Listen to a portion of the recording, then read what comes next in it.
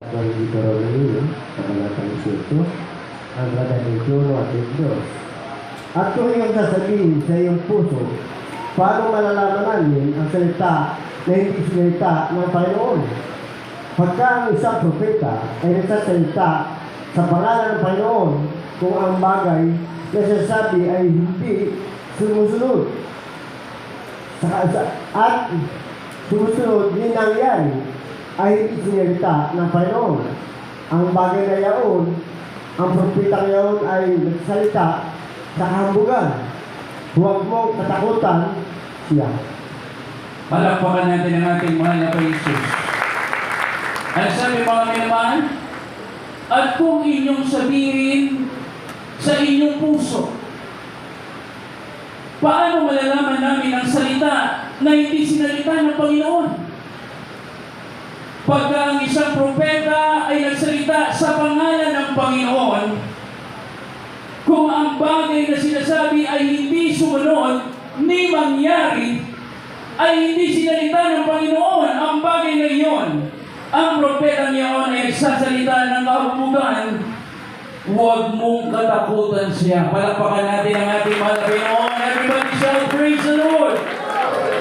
Ang sabi kong ang mga bagay ay hindi sumunod, hindi mangyari, mga minamahal. Amen?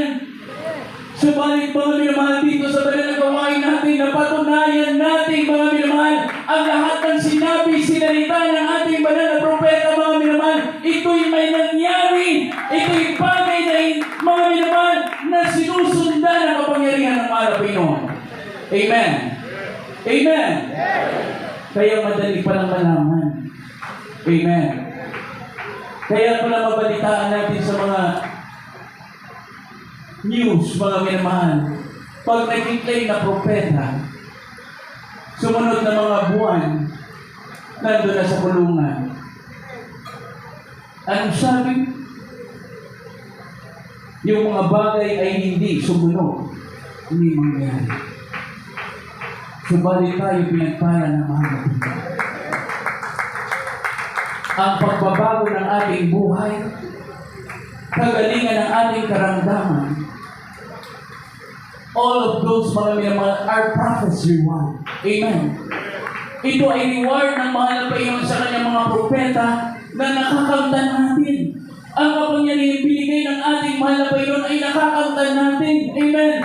Kaya pag may karamdaman, ipatong mo ang kamay, lalo na kung ikay nag-ayuno mga minamahal, ang masamang espiritu ng karamdaman ay aalis, tatakas sa pangalan ni Jesus. Amen. Everybody shout, praise the Lord. Ang sabi ng mahal na pastor, doubt your doubts. Amen. Huwag ka mag-doubt, mga minamahal, sa totoong gawain ng mahal na Panginoon. Huwag ka mag-doubt sa kapangyarihan ng ating mahal na Panginoon. Kaya ang sabi, believe in the Lord your God and you shall be established. Believe in His prophet and you shall prosper. Pagpapalain ka, mga minamahal, pag ikay naniwala sa propeta ng Diyos.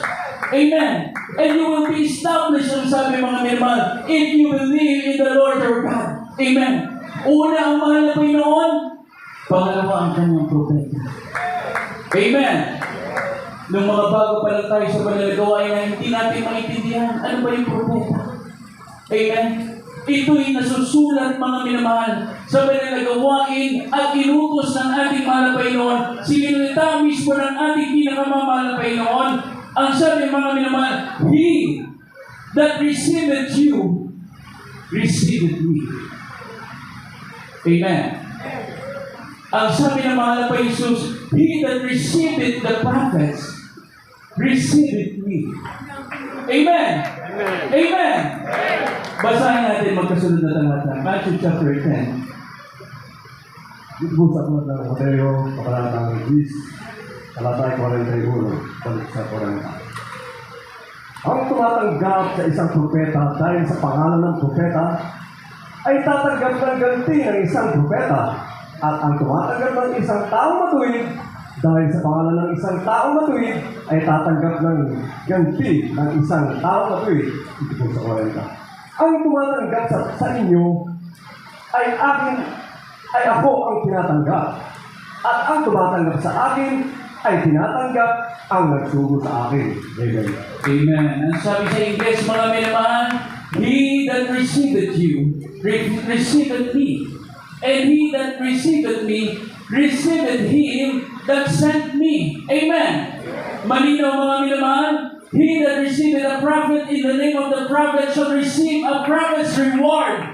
Amen. And he that receiveth a righteous man in the name of the righteous man shall receive a righteous man reward. Amen. I-reward ka ng mahal na Panginoon. Pagpapalangin ka ng mahal na Panginoon. Blessings will come to you, mga minamahal, material, physical, higit sa lahat, spiritual na pagpapala. Nandiyan mga minamahal ang eternal reward na naghihintay sa iyo. Mga minamahal na pangako ng ating mahal na Panginoon. Everybody shall praise the Lord. Kaya anong sabi mga minamahal? Ang tumanggap sa mga apostoles, sa mga propeta, ang Diyos ang nagsasalita nito, mga minamahal. Palapakan natin ang ating mahal na Panginoon. Everybody shall praise the Lord. Sino nagsasalita, mga minamahal? Ang mahal na Panginoon Jesus. Ang sabi niya sa mga apostoles habang kanyang kausap, He that receive you, receive me. Amen. Everybody shall praise the Lord. Kaya napakahalaga ng propeta, mga minamahal. Sa Biblia, mababasa natin, mga minamahal, about the widow of Zarephath. Bulay-bulayin natin sapagkat, mga minamahal, sa buhay ni Propeta Elias or Elijah, mga minamahal, dito na-receive na tinatawag na balo na babae, mga minamahal. Ang reward na gagaling, mga minamahal, sa mahal na Panginoon. Yung tinatawag na prophet's reward. Kaya po basahin natin. 1 Kings chapter 17, verse 10 to 16. Sa panahon ng hari, katang 17, katang 16. Sa galigmang siya at naparoon sa salita at nang siya dumating sa pintuan ng balay, na ito isang baong babae ay nandoon na namumulot ng mga patpat at tinawag niya siya at sinabi, "Sinasabi ko sa iyo, nadalan mo ako ng kaunting tubig na inuman upang aking nainom." At nga siya mayaw upang kumuha, tinawag niya siya at sinabi, "Dalan mo ako, isinasabi ko sa iyo ng isang subong pinapay sa iyong kamay." At kanya sinabi, "Ang Panginoon mong Diyos ay buhay. Ako'y wala kahit kunting pinapay, kundi isang dakot ng harina at sabusi at kunting langis sa banga. At narito, ako'y namumulot ng 2 patpat upang ako'y pumasok at ihanda sa akin at sa aking anak upang aming makain bago kami mamatay."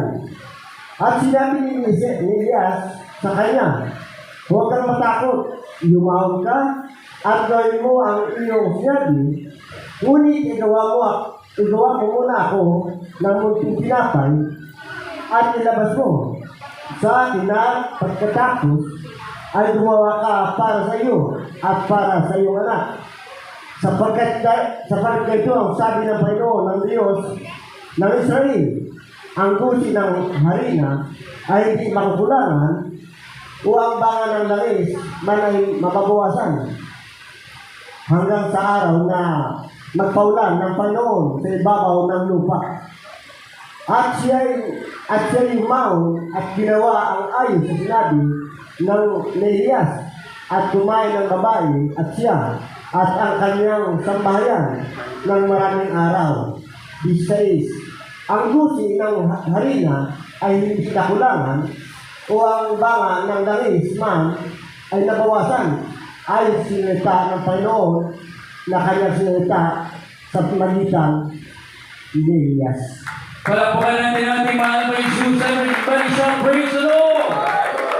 Mga minamahal, ito yung nangyari sa buhay ng isang balong babae, mga minamahal, sa lugar ng Zarephath, mga minamahal, na kung saan inutusan ng ating dakilang Diyos si Prophet Elijah, mga minamahal, na pumunta roon sa lugar na yun sapagkat itong panahon na ito ay tagtuyot Nagkaroon ng drought, mga minamahal, at walang makain. Maraming namamatay na mga hayop, mga tao, walang pananim, mga minamahal. Subalit inutusan siya ng ating pinakamamahal na Jesus doon sa lugar, mga minamahal, nung tinatawag na bahalong babae. At ano nangyari, mga minamahal? Ang sabi niya, ikuha siya ng kaunting tubig. At bigyan siya ng isang sumong tinapay. Ang sabi ng babae, wala siya ng mga bagay na yan, mga minamahal, sapagkat naghahanda na sila ng kanilang kamatayan. Anong sabi ni Elias? At sinabi ni Elias sa kanya, huwag kang matakot, yumaon ka at gawin mo ang iyong sinabi. Ngunit igawa mo muna ako ng munting tinapay at ilabas mo sa akin. At pagkatapos ay gumawa ka para sa iyo at para sa iyong anak. Sapagkat ganito ang sabi ng Panginoon ng Diyos ang Israel, ang busin ng harina ay hindi makukulangan o ang banga ng langis man ay mababawasan hanggang sa araw magpaulan ng Panginoon sa ibabaw ng lupa. At siya yumaon at ginawa ang ayon sa sinabi ni Elias. At kumain ang babae at siya at ang kanyang sambayanan ng maraming araw, mga minamahal. Ang sabi, mga minamahal, ang busin ng harina ay hindi nakulangan. Ang banga ng langis man ay nabawasan ayon sa salita ng Panginoon na kanyang sinilta sa pamamagitan ni Propeta Elias. Palakpakan natin ang ating mahal na Panginoon. Nakanta niya, mga minamahal, ang kasaganahan. Totoo ang sabi ng Biblia, believe in His prophets and you shall prosper. Nakanta niya ang kasaganahan, tuloy-tuloy na pagpapala. Ang sabi, hindi man lang nabawasan, mga minamahal. Amen. Hanggang sa magkaroon ng tag-ulan, mga minamahal. Palakpakan natin ang ating mahal na Jesus. Everybody shall praise the Lord. Pag ikaw ay nanampalataya, mga minamahal, sa mahal na Panginoon Jesus, at ikaw ay naniwala sa lingkod ng Diyos, mga minamahal, kagaya ng balang babae, mga minamahal, ibubuhos sa iyo ang pagpapala ng mga Panginoon. If you are doubting, mga minamahal, sa mga panahon na ito, ikaw ay nakikinig sa mga bulong ng kaaway, mga minamahal, and you are doubting yung tinatawag na prosperity ay mahahadlangan sa pagpunta sa iyo. Amen. Amen. Sapagkat ito'y sagrado na utos ng ating mahal na Panginoon. Ang sabi, mga minamahal, you must believe. It is not idolatry. Hindi sinabi ng ating mahal na pastor na sambahin siya. Ang sabi niya, sambahin niyo ang nag-iisang Diyos. Walang iba ang mahal na Panginoon Jesus. At siya ang nagpapagaling sa inyo mga karamdaman. Hindi ang ating beloved honorable pastor. Amen. Yan ay malinaw, mga minamahal, na katuruan ng propeta. Na pag ikaw ay sumunod, mga minamahal, ikay pagpapalain ng mahal na Panginoon, you will be established, mga minamahal. Amen.